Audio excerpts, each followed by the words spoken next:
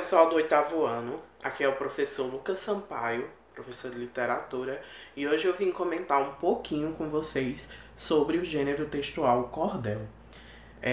Nós paramos na aula de poema narrativo, e o cordel ele está dentro desse gênero.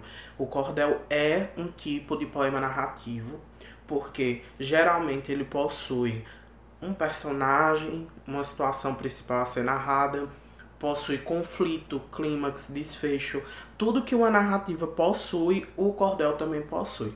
Mas o que faz ele ser um poema lírico é a sua estrutura. Afinal, ele está estruturado em versos e estrofes, que é o que uma poesia normalmente costuma possuir, a estrutura comum de uma poesia. Primeira coisa que surge na nossa cabeça quando nós pensamos em cordel é, afinal, o que é cordel? Porque muito se comenta de cordel, mas pouco se fala sobre a sua estrutura, o que ele é de fato. O cordel, gente, ele é um poema narrativo e um poema narrativo de cunho regional. O cordel, até pouco tempo, ele era considerado uma espécie de literatura mais fraca por alguns literatos. Só que se provou com o tempo que o cordel tem sim o seu valor e que o cordel é sim uma literatura muito válida.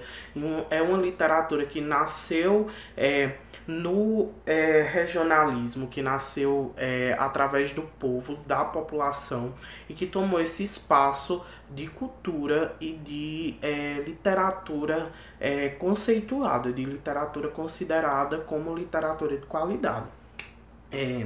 Existe a Academia de Literatura já para cordel, e o cordel geralmente ele se apresenta nesse formato. É um formato assim de livrinho, de livreto, possui a capa, geralmente ilustrada, e ele tem costuma ser curto.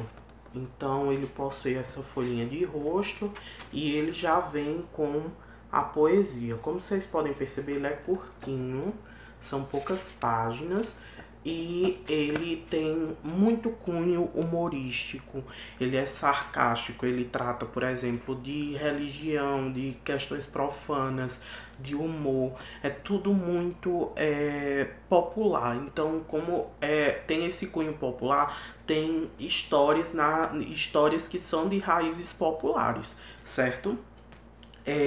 Ele possui entre 11 a 16 centímetros, ele possui variavelmente 8 páginas ou um pouquinho mais, e esses cordéis eles são chamados de tanto de cordéis como de livretos, certo? A origem do cordel o cordel ele nasce em Portugal, certo?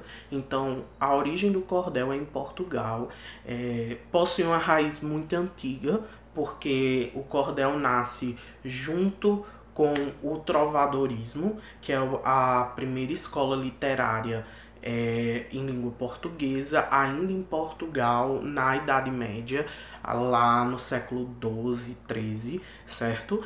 E ele inicialmente surge enquanto oralidade, então o cordel ele era cantado, então ele surge nesse conceito de oralidade para, após a popularização do material impresso, ele passar efetivamente a tomar esse formato, certo? E foi nesse formato aqui que começou de fato a distribuição de texto e que ele se tornou um modelo literário, certo?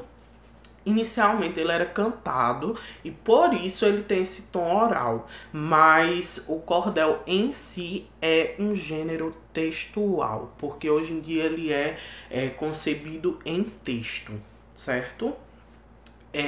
E por que o cordel tem esse nome?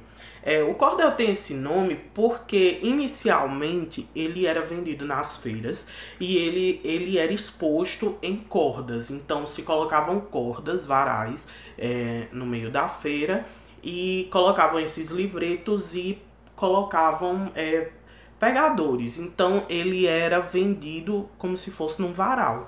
Então, por isso que surge o nome cordel, por causa da corda, certo? E ele teve grande ascensão aqui na região do Nordeste, principalmente no Rio Grande do Norte, na Paraíba, no Ceará e em Pernambuco, certo? Um dos principais autores de cordéis que eu posso indicar para vocês é Leandro Gomes de Barros. Leandro Gomes de Barros é considerado o pai do cordel, como nós conhecemos.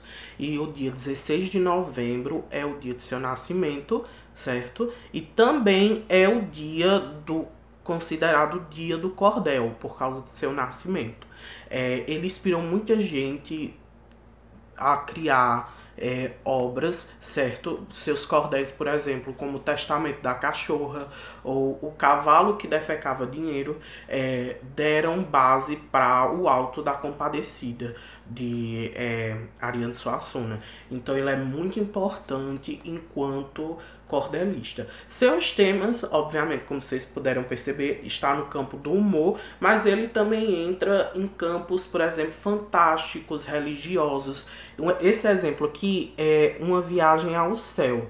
Então nós temos aqui tanto o tema fantástico quanto o tema religioso, mas suas obras também caem dentro do campo do humor. As características do cordel. O cordel, além do modelo, além dele ser uma poesia, certo? Uma poesia escrita e também uma poesia que pode ser oralizada, ele possui a linguagem coloquial, e essa linguagem coloquial é o que nós chamamos da linguagem fora do padrão. Do padrão gramatical, que é a linguagem do povo, possui gíria, possui regionalidades. Então é uma linguagem que ela não é tão formal, ela não é conforme a gramática padrão, certo? Uso de humor, ironia, os temas religiosos, também profanos, existe o tema do humor. Então todos esses temas são temas que são usados no cordel.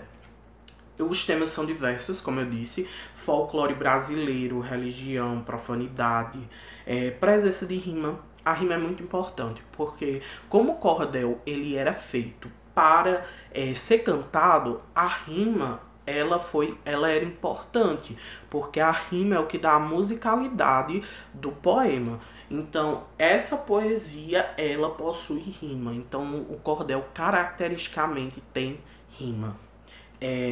Sobre as ilustrações das capas, eu mostrei para vocês uma ilustração que é colorida, mas geralmente o cordel ela possui esse tipo de ilustração aqui, que é o que nós chamamos de xilogravura. Esse tipo de ilustração ele tanto pode vir na capa quanto pode vir no miolo, que é nas páginas do cordel. E como é feita essa arte?